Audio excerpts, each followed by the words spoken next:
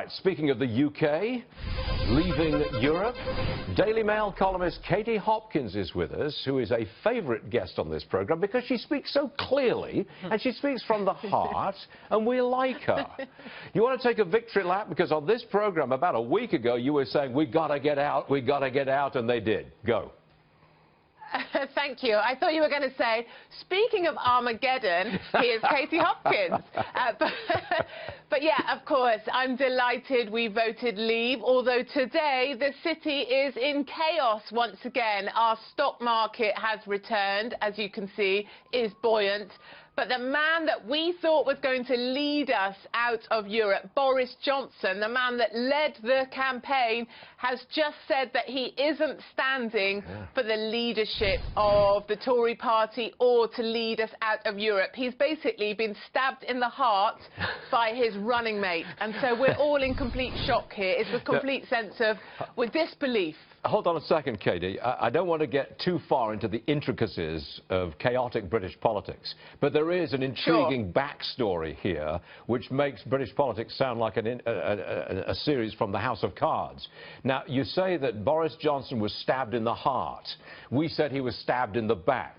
I believe this has something to do with Michael Gove, who is now a front runner to take the place of Prime Minister Cameron.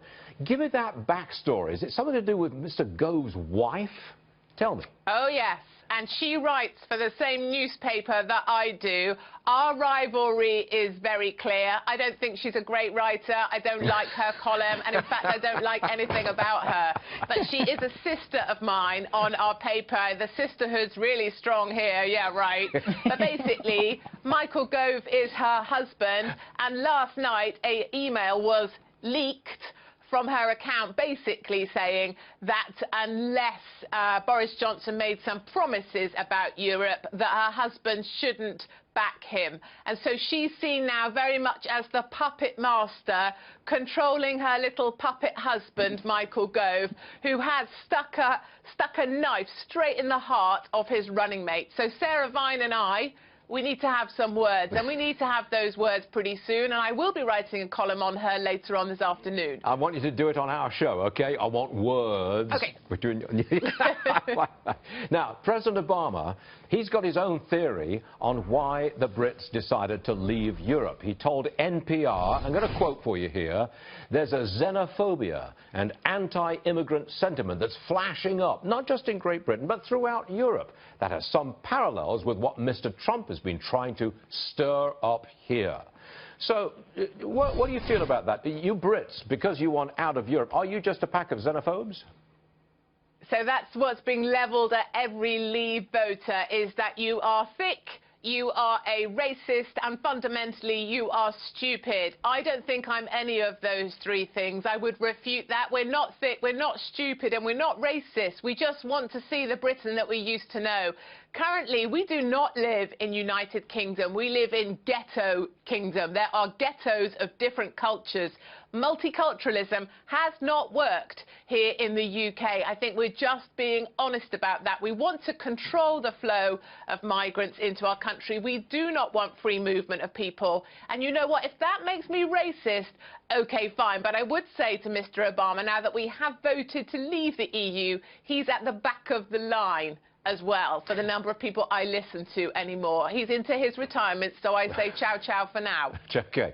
Now, the big concern over here in America on our financial markets is that Europe actually unravels completely, and that other countries hold referenda of various types to leave the European Union.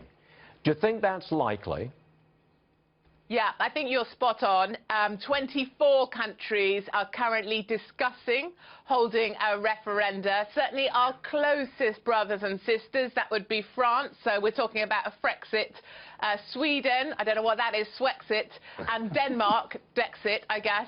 They're certainly the first three that are up for having a referenda to leave the European Union. And some of the statistics behind that, in France, 60% of people are against the European Union. So if they do have a referendum, I do believe France will be the next to go. And I really do see Great Britain as having led the way. We've showed that our markets can recover with some certainty. And I think we've flicked that first domino in a line that's now just going to cascade straight across Europe. And I think the EU is finished. Oh, famous last words. Well, no, a good out cue is what I really want to say.